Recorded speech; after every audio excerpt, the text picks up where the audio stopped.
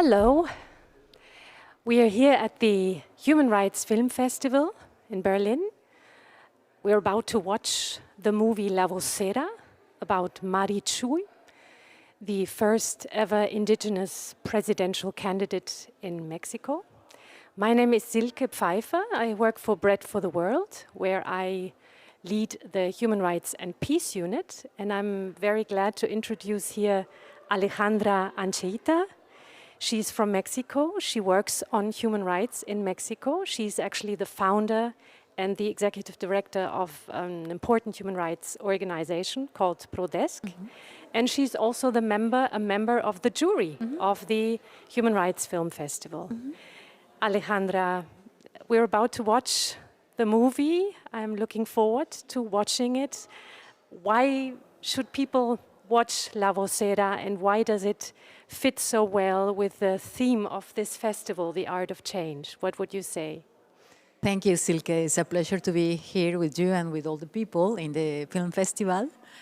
And I think the movie of La Vocera is very important principally because you can see the transformation that not only Marichuy, but I will say the indigenous movement in Mexico is looking for. During the movie is a very clear process of collective organizing. It is not necessary, and she said that during the film, she's not necessarily looking to win the elections, and actually she didn't win. And she knew from the beginning that the whole process was very complex, and it was also very unequal for women, and especially for indigenous women. But she took this opportunity as an opportunity to visit different indigenous communities across the country and to talk about their rights, talk about the main problems of indigenous communities and how to organize the communities to demand the rights in the best way that they can demand the rights. And also, for me, it was principally the possibility to see other kind of leadership, more human leadership, a leadership invested in an indigenous woman with a different style. Even when she's talking with the journalists and with people, she's very clear, and she's also very calm and very nice with people. And you don't see that in politics, no? Mostly men, politicians are very strong, and they like to speak with very complicated words that regular people don't necessarily understand, and people in general are used to think that is politics. And what you can see is a different participation of a woman that is also more inclusive, is also more clear about what is doing other kind of politics, and it is also very clear about the discrimination that indigenous people are facing, but not only indigenous people, principally indigenous women, no? And it is an example of how address inequality in a different way. And because of that, she's also a very important leader because she's very strategic. She has a clear vision, but she's always supported by a collective movement, which is making a total difference. And in that regards, I think is very related to the theme of the film festival, because the whole exercise of the elections for Marichuy was exercising the art of change, no? Because it was totally different, and I think all those elements make the documentary worth it to see. So you work with indigenous communities every day in Mexico. Could you sense the transformative impact of her candidacy? I can see that, but I have to say that, well, I am a human rights lawyer, and I'm director also of a human rights organization based in Mexico City, but working at the national level defending more specific the rights to the land, territory, and natural resources of indigenous communities, and also collective rights of workers. And I've been doing this work for now more than 20 years, and I started my work defending indigenous rights. And I think the change of indigenous people in the political agenda started in 1994 with the Zapatista movement. I think that was one of the most important moments in the current history of Mexico for see and watch indigenous people having an impact in the political agenda at the national level. And I think with Marichuy and with her candidacy was just another step of how indigenous community had been organized and had been exercising a different way to do politics, no? And you can see right now in Mexico, for example, we have a National Institute of Indigenous People, which is led by an indigenous lawyer, Adelfo Regino, and the participation of indigenous people in the national agenda is stronger than ever.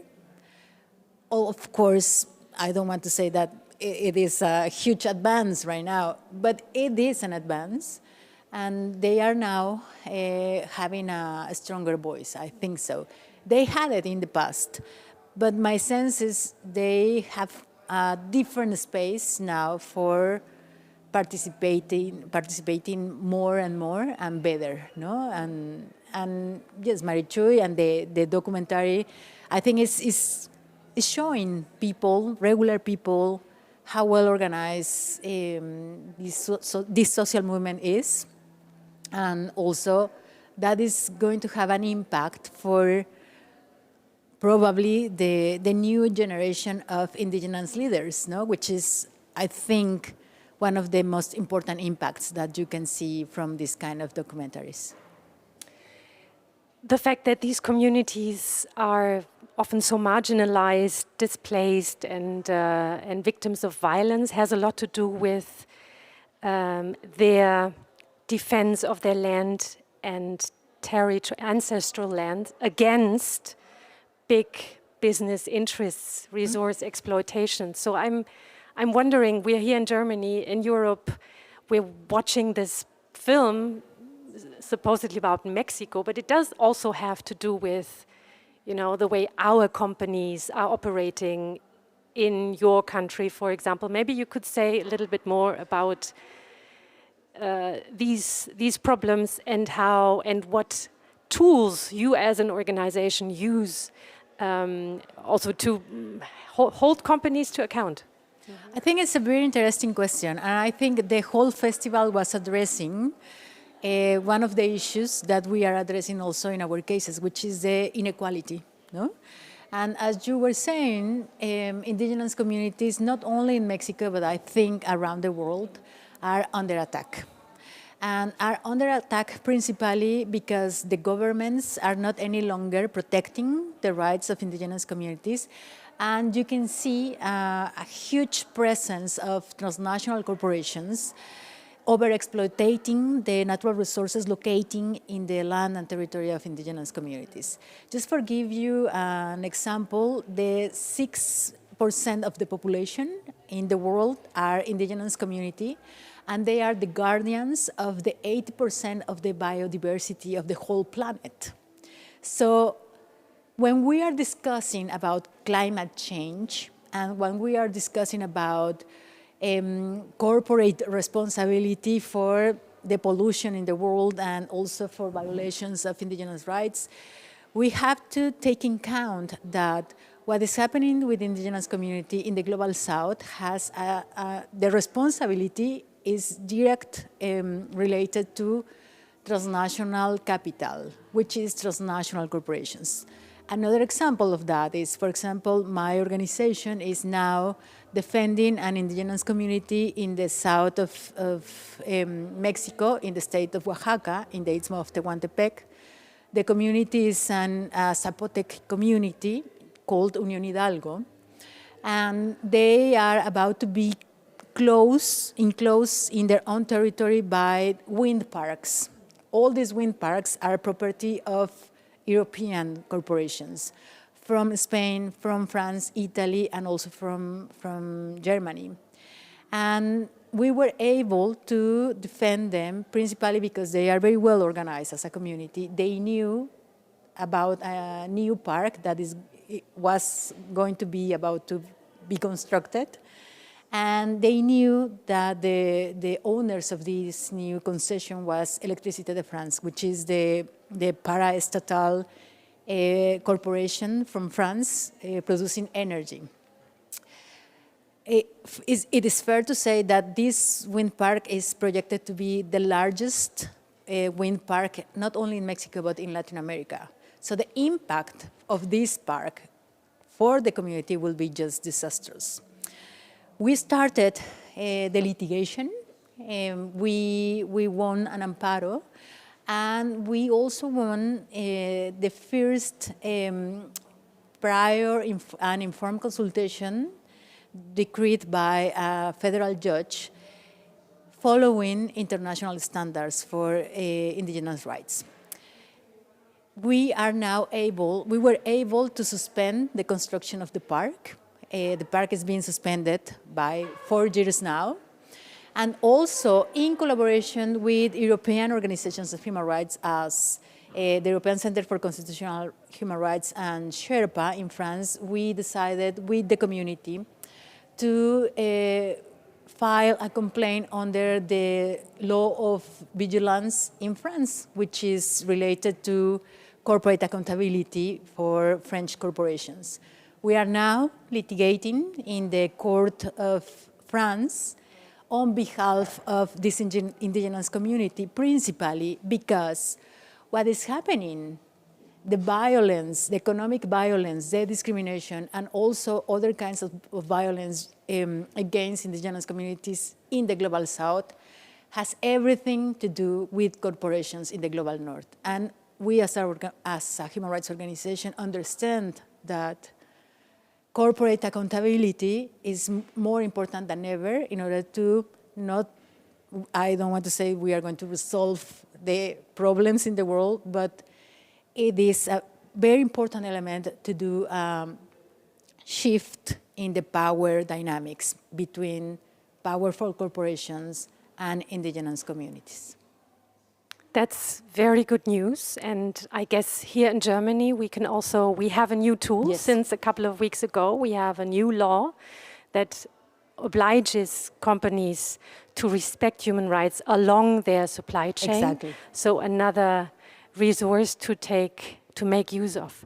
Thank Exactly. you very much. Thank you. We look forward to watching the film, and all the best for your work, and hope you enjoy the rest of the film festival. Thank you so much, Silke.